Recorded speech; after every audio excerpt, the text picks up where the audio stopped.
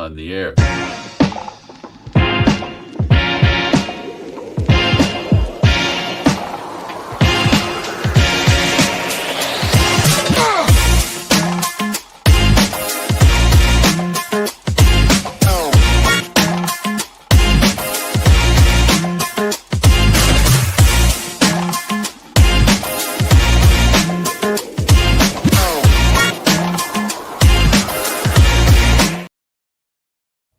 Hi, everybody. I'm Candid Frank. And what's that you hear in the background? Yeah. That's still the press conference going on for the Maple Leafs. I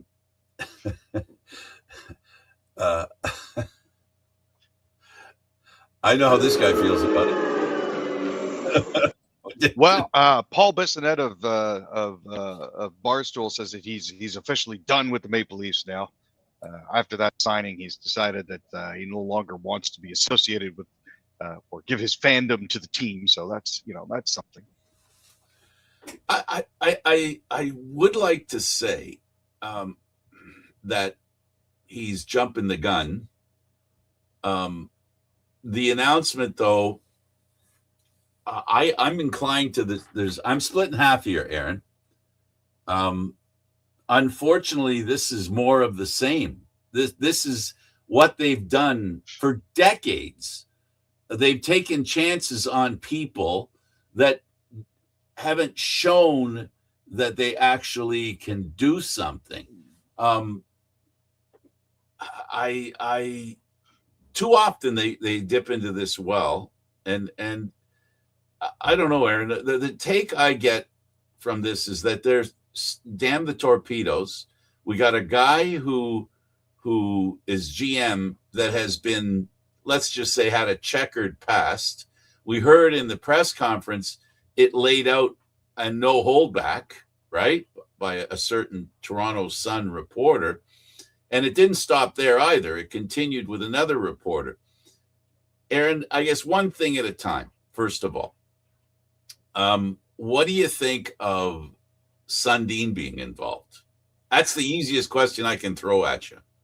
I mean, honestly, legitimately speaking, with getting Sundin involved like that, you're trying to rebuild a little bit of the credibility that you lost through the past couple of years.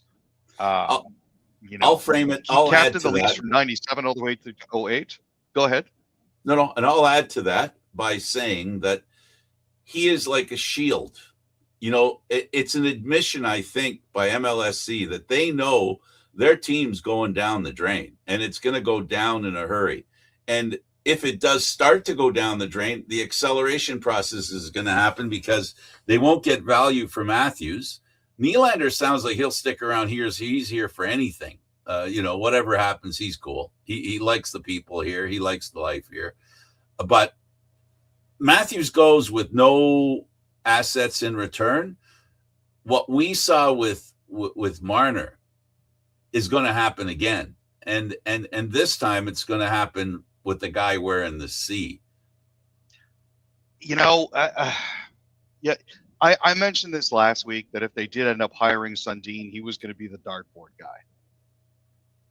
They were going to sacrifice all of the goodwill that he garnered here through a decade of being the captain, playing with Dougie, getting them to where they got in the playoffs, potentially sabotaging the Leafs by not waiving his no trade clause because he wanted another kick at the can.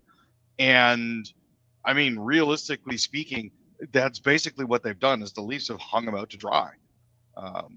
They're hoping that he'll be able to distract from them in the short term, while any of the perceptions about Chayka get kind of swept under the rug, at least temporarily, while they try to get everything back up and running again the way that they think that it should. And I feel sorry for Mats in this particular situation, man, because they better be firing a money cannon into his backyard for him to be doing this to himself, or he's got to really, really love this team. That's the only reason I can see him doing something like this. So it's going to be interesting for sure. I know that in the press conference, they did refer to Chayka as the general manager of hockey operations, which basically seems like they took Rosie DiMano's question and basically said, well, you asked if he was the general manager or the president of hockey operations, and ta-da. Do you have a president of operations? No, Yeah. we don't have a president of operations. Chayka is the general manager of operations. And it's like, and the other thing is, they're really starting badly, because the other thing that I find, if I can finish with Sundin is the guy that's going to call players and say, listen, we'd really like you to join the Maple Leafs. He casts, I think, a good shadow, right? Right now, he has the ability to talk to people, and respect's going to come back, because this guy hasn't done anything that, and when you infer that his reputation right now is the best it's going to be, now it's a question, depending how bad the Leafs are, how bad his reputation starts to sink and how quickly. Now, that's a pessimistic attitude on my part, and I apologize for the pessimism, but it's pessimism based on history, because this is what happens, right? If you put your name behind something, you got to accept the fact that you don't have all the control of your name now. Now your name becomes entangled in everything else that's going on. So with the Sundin thing, he can help, I guess, in getting players, being the face of the franchise, right?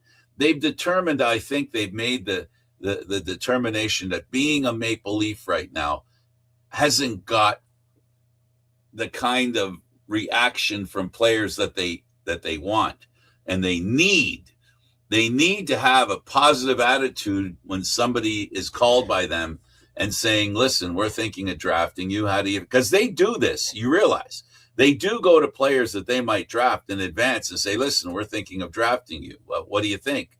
And they've gotten in the past no effing way, right? So when you have a guy like Sundin who's calling you, all of a sudden there's a little more weight to it. There's a little more, feels like, credibility and enthusiasm that could potentially build for it, right? So that's built-in the respect, other part, right? Built-in respect, and actually, he's, let's face it, this is why he's there. I don't care what anybody says, because this guy, A doesn't have a Stanley Cup in his resume. B, hasn't been around Toronto in 11, 12 years? Like, whatever he's done as far as the Maple Leafs are concerned, he's done from a distance. So he hasn't done it up close and personal. Yeah. And I do know that what he said while we're discussing Sundin, he did raise the issue about what's going on in the locker room. And we know from whispers, there seems to be, or was, this past season, and maybe building from previous years, the core four issue spread also into the hierarchy in the locker room, right? And there was the hierarchy. That this is the whispers I'm hearing, that there was this hierarchy in the locker room where there was a group that weren't accountable or played by different rules or were treated differently. Now the question is, Sundin's history, he was part of the Muskoka Five, the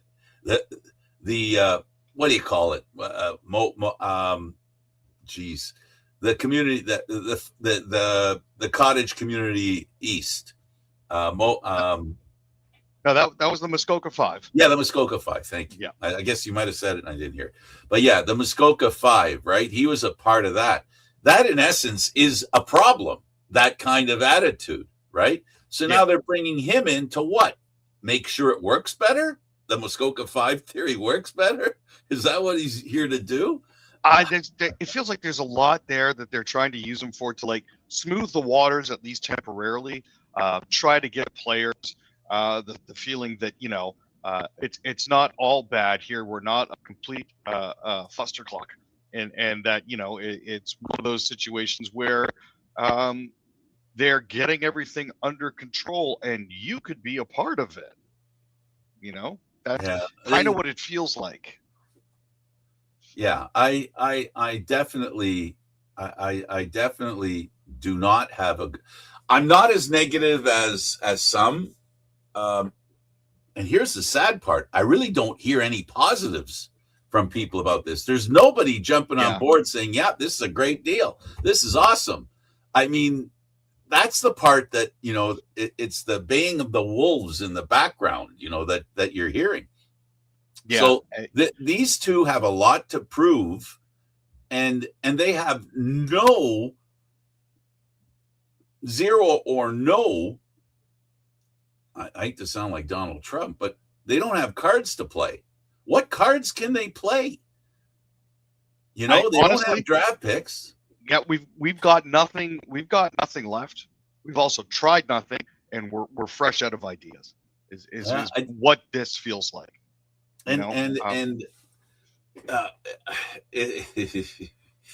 Well, hey, look, they said they had a good group of guys that just underachieved. So what they're hoping is that the guys they've got can achieve a lot more than they did this past year. And that includes the coach. There was a discussion with the coach, and I'm just wondering whether MLSC is basically saying, look, dude, you're only now we'll talk about Chayka. This is your first year. I don't think it's good for you to hire a coach. Let's keep this coach. He's on a 2-year contract. He's not on the final year of a contract. He's got 2 years. So he's got a year, even from the coach's perspective, where he can prove his value. If he wants to be in Toronto, he can prove his value, and because he's got an extra year. So the organization has a year for him to be involved without worrying about re-signing him at this point. The general manager gets a year of, well, let's see what you can do, what we can do together.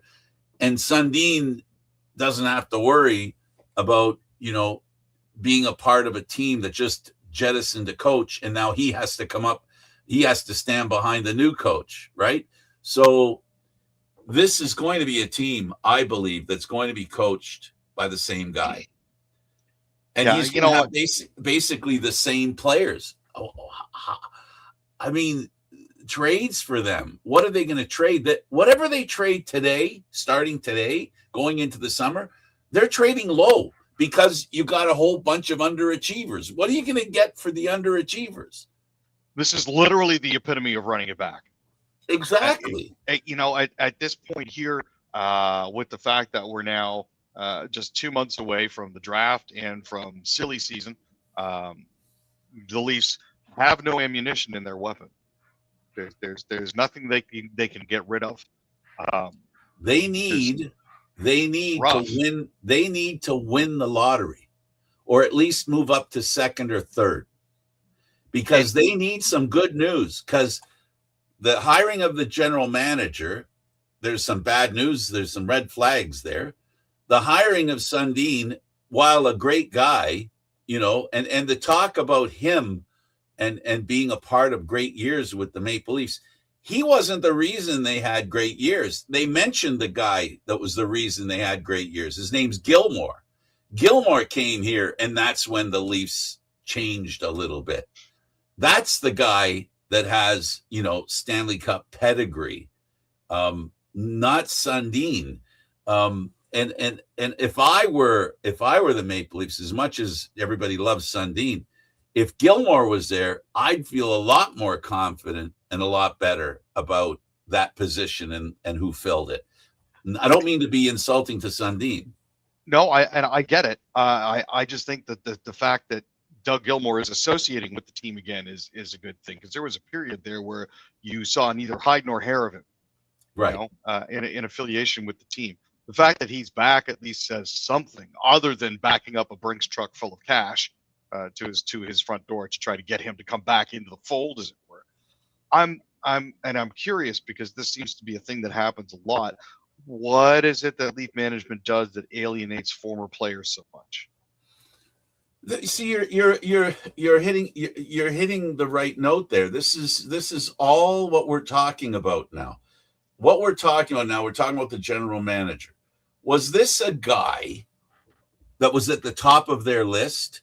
Was this guy at the top of the list of the people that they hired to find the best candidates to be the general manager of the Toronto Maple Leafs? Was this guy at the top of the list, or was he the guy that was willing to do what MLSC has done over the years, going back to Harold Ballard? This is a Leaf tradition where management sticks their nose. Remember, the Muskoka Five was because the owner of the team invited these five guys to his cottage, and they hung out at his cottage all the time, right? And that was not a good look when you consider there's more than five guys on the team. And this is dangerously looking like they're running that back again. And if they do, there's going to be jerseys on the ice again, because this has got to be a team effort. When I say a team effort, I don't mean the GM, Sundin, and MLSC. I mean, the guys sitting in the locker room have to buy into this 100%, and maybe if there was more. Here's the thing, I mean, he got the keys to a franchise at the age of 26 back in May. Over the 4 years that he was there, the team went 131, 147, and 38 in 4 seasons. He left the day before the playoffs were set to begin in July 2020. He basically, as the club put it, John Chayka has quit as the general manager and president of hockey ops of the Arizona Coyotes. The club is disappointed in his actions and his timing as the Coyotes prepare to enter the NHL's hub city of Edmonton, where the team will begin postseason play for the first time since 2012. Assistant general manager Steve Sullivan then took over in the meantime. In January 2021, Chayka was suspended from working in the NHL for the remainder of the 2021 calendar year. Bettman said that Chayka had violated the league's conduct detrimental to the league and game rules and had breached his obligation to the club by pursuing opportunities with other teams while still the general manager with the Coyotes. He stepped down with 3 years left on his deal. This suspension prevented him from working for any NHL team through December 2021. So as far as the league is concerned, he's served his time. He's done his penance. He's welcome to come back into the fold. Okay, cool. In August of 2020, about a month after his resignation from Arizona, he was actually at the center of another controversy, albeit unrelated to his exit from the franchise. The Coyotes under Chayka had violated the league's combine testing policy. And was accused of conducting illegal pre-draft testing for more than 20 prospects from the CHL. That basically means that the Coyotes were putting draft-eligible prospects through physical tests, which is not allowed before the NHL's scouting combine. So as a result of that, the Coyotes forfeited their 2020 second-round pick and 2021 first-round pick to the NHL for those violations. Now, there have also been concerns that more than one team has apparently raised concerns that the Leafs were tampering. As Chayka is starting to fill out his staff for Toronto, because he's already started doing that. They knew they were hiring him on Friday. They didn't have the announcement until today, but apparently those teams that are complaining that he's trying to poach their staff actively and tampering with people still under contract is unsubstantiated. So that's at least something. But therein lies the problem. What may only be smoke, because he's had a 3-alarm fire before. People are saying, well, when it comes to this guy, it's not too surprising that smoke can actually be fire, right?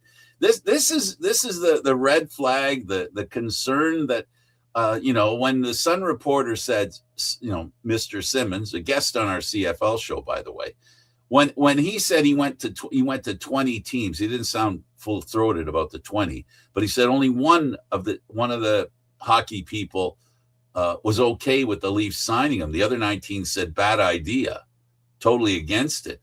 I don't really think that you can put much stock in what other people say about a person without being named. There's a bit of sketchiness to that whole thing, right?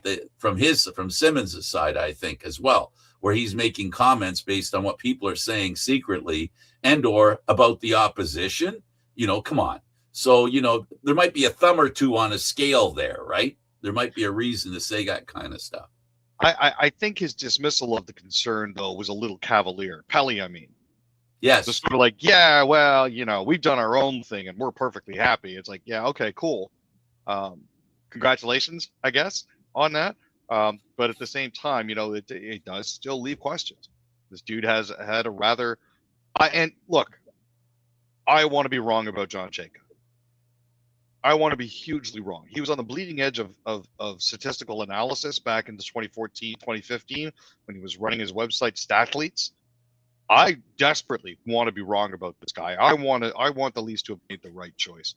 But the way that Pelly's handling it, the fact that he was speaking over and cutting off Chayka at times during the press conference, John's come there to make amends.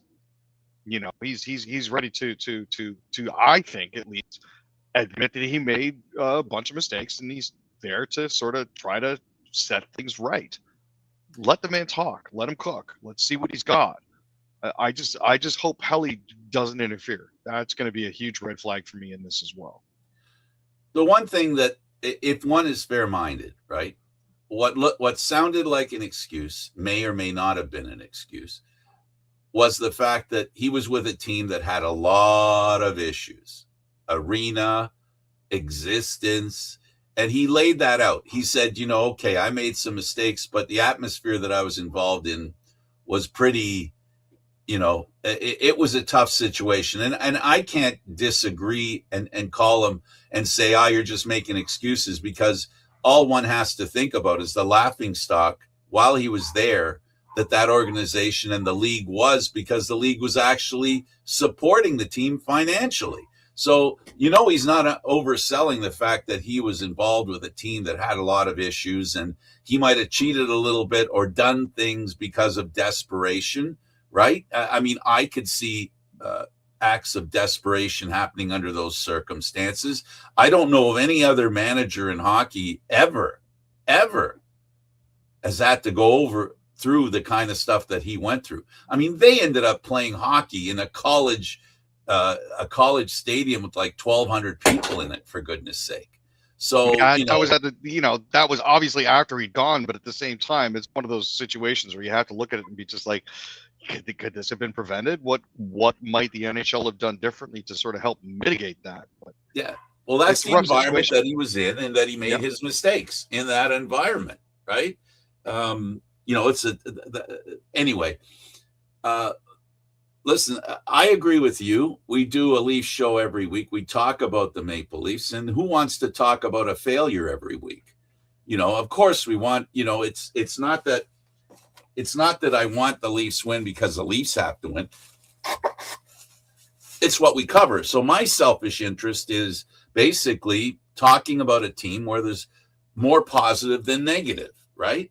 Yeah. In this case, what we're looking forward to, Aaron, is describing losses on a weekly basis, and there's a guy that, anyway, there are podcasters that cover the Maple Leafs who are upset that they hired this guy, because for the very reason that I just said, they may not verbalize the importance of the team being good. They either are Leaf fans or they have an interest in the Leafs being better than good, right? Or better than worse, or whatever, right? So this is a tough situation. I got to tell you, the bar is pretty low, Aaron. So things, one can hope, how much worse can things get as far as what we think could happen? Because the draft picks, the way the team finished, the reputation the organization has in contesting against, competing with other teams for players.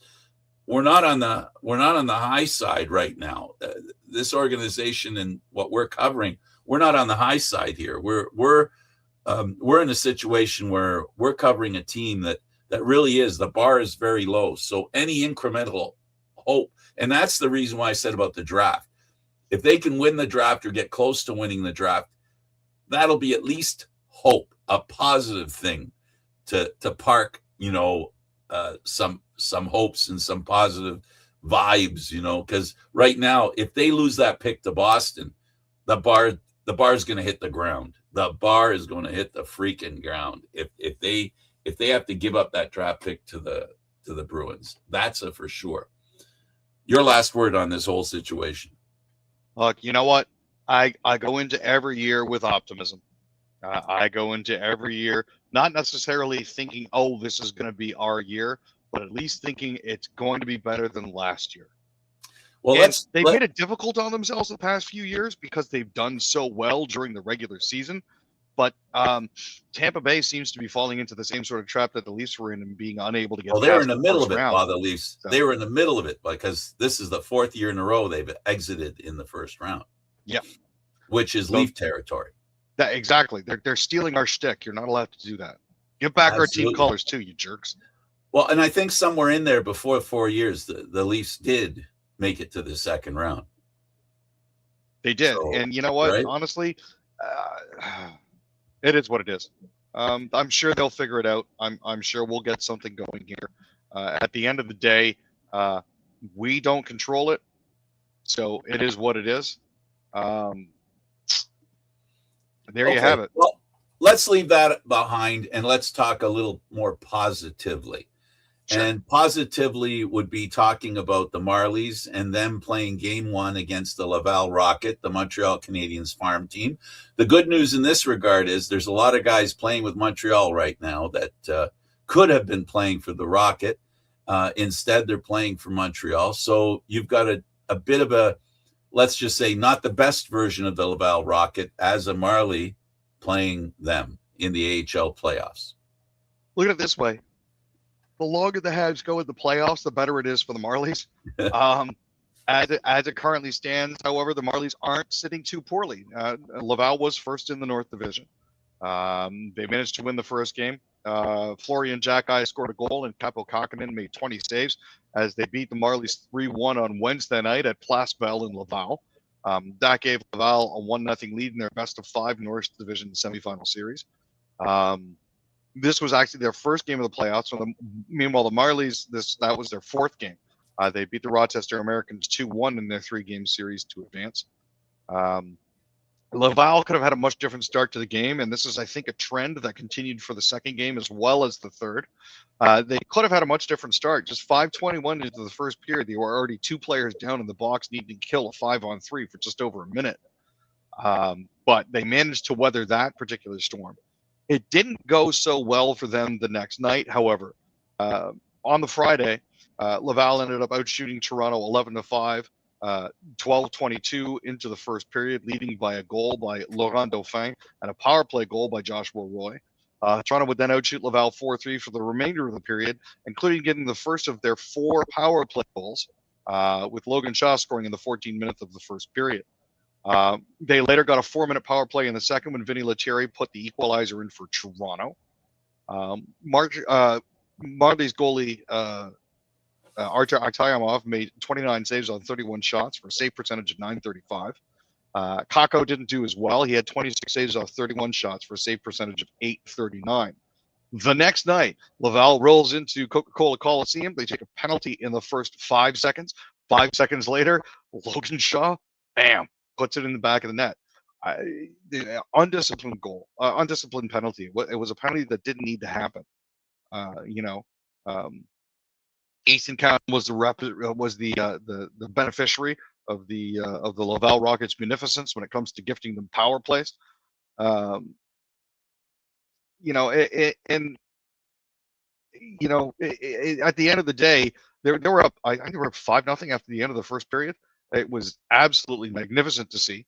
Laval now did outshoot Toronto 4-3 for the first 7.5 minutes of the final frame, despite the Marlies getting 2 opportunities on the power play and going 0 for 2. Eventually, however, they did manage to get goals in garbage time, but Cedric Poirier padded the lead with goal number 6, giving this game to Toronto. Aktayamov actually made 26 saves on 28 shots for a save percentage of .929 in the win. So it's been a really good turn for them.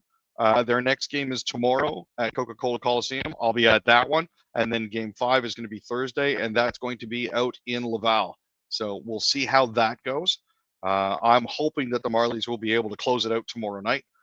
That'll be a huge boon to them and give them a little bit of time to rest as they wait for other series to finish up. So fingers crossed that they actually managed to get that done.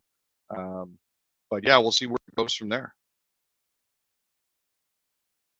Your microphone is on mute, Frank.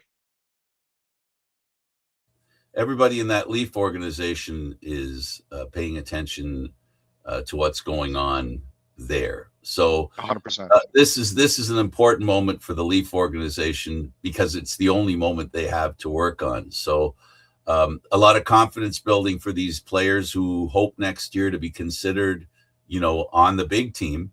Well, this is a good place for them to show, and especially show their skill in the playoffs, which we know is an important facet of the game for the Leaf organization. They want to know their guys can play well in the playoffs. And so good for them. How they're doing is awesome.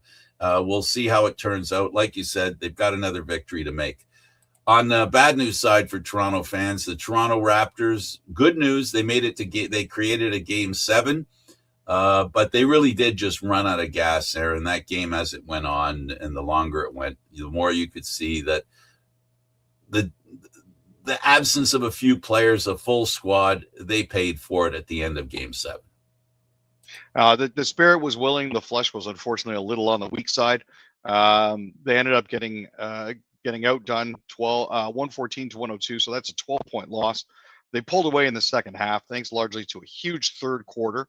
That puts the Cavs into an Eastern Conference semifinal for the 3rd straight season and sets up a match with the Detroit Pistons in the next round. The Pistons beat the Magic to close out their series early Sunday after initially falling into a 3-1 hole. They actually had a 25-10 run to start the third quarter, and that's something that's very, very difficult to overcome. And that's the issue that you run into, right? Basketball, like lacrosse, is a game of runs. Once people start building up a lead, it's very hard to try to take momentum back from them without doing something flagrant. So. And if the reason that the other team has a run is because your guys are tired and have worked too hard and played too hard, then that just makes it even more difficult. Well, good for the Raptors. They had a good year. That if you would have saw, like, the number 2 rated team in the playoffs in the Eastern Division was the Cleveland team. The first ranked was Detroit. So it was only fitting that Cleveland did win. Let's talk about the Jays. This is good news, bad news. They split with Minnesota. They had a chance to win the series. They did not.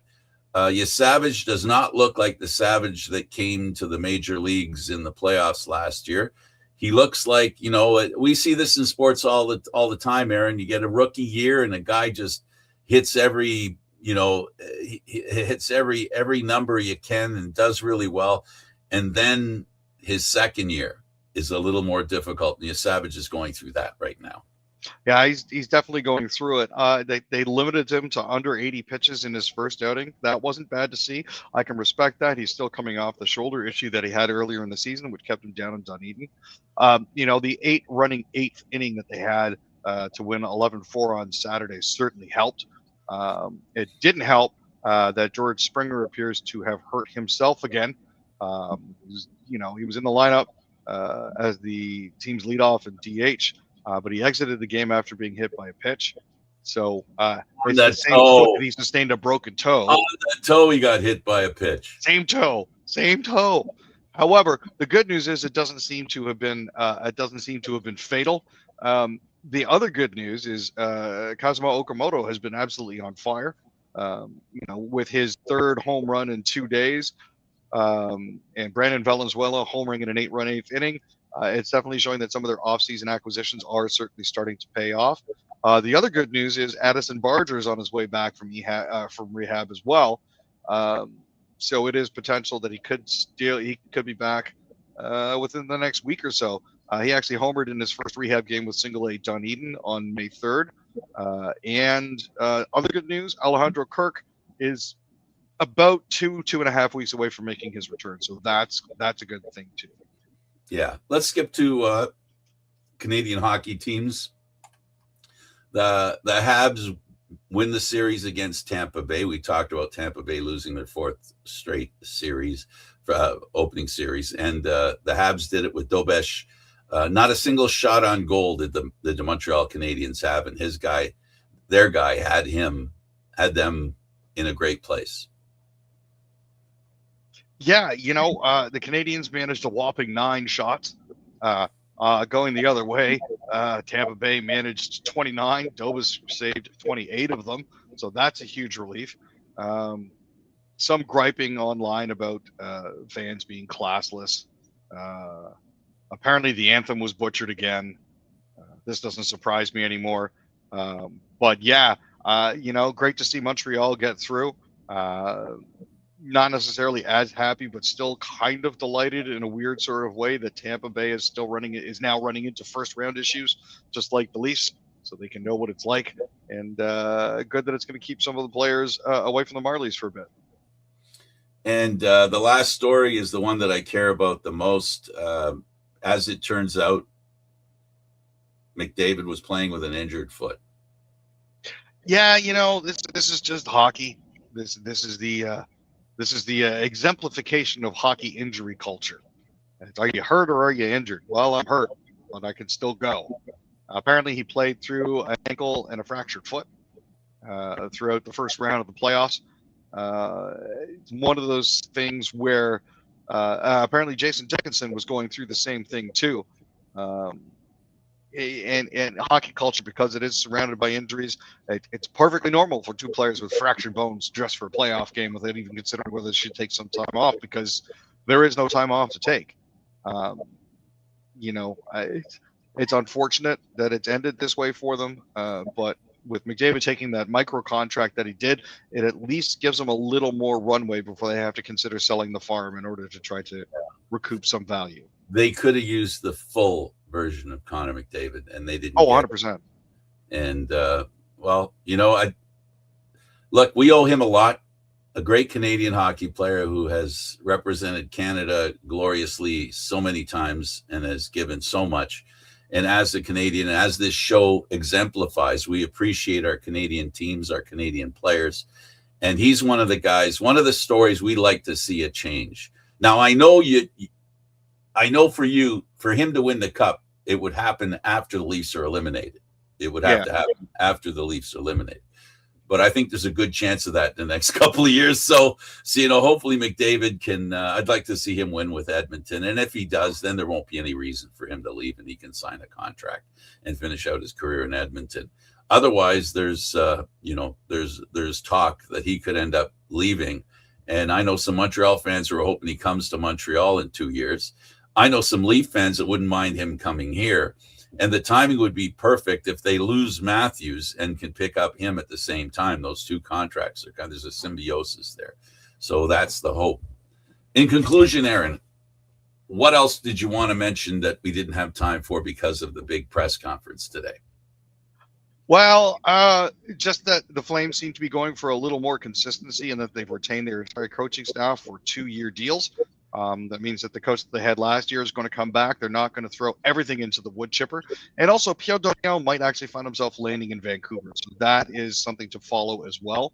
I'll make sure that I have an update for you on Wednesday for tomorrow's Marlies game. And we'll see you in a couple days. He's Aaron William Freeland. I'm Candid Frank Sanishi. This has been Leaf Talk, where we talk about everything Maple Leaf, red Maple Leaf. That includes the blue Maple Leaf. Thanks for watching, everybody. We'll see you again on Wednesday. Have a great day.